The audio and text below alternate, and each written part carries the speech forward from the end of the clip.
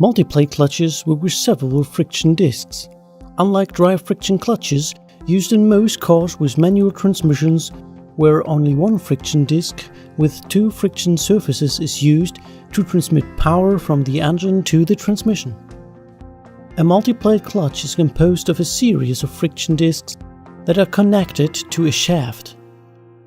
The friction discs have friction surfaces to increase the coefficient of friction. Usually, friction surfaces are made of carbon fiber, sintered bronze, or graphite. Steel discs can be found between the friction discs. These steel discs sit interlocked within the basket.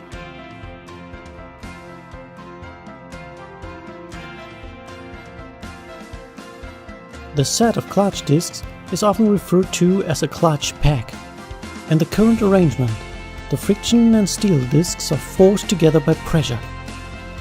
That is, a rotation of the friction discs will result in a rotation of the steel discs, and vice versa.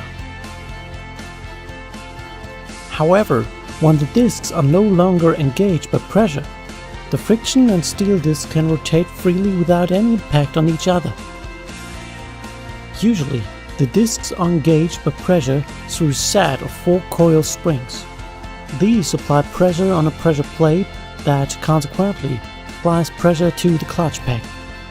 Applying pressure to the pressure plate and the coil springs from the other side will release the pressure on the clutch pack.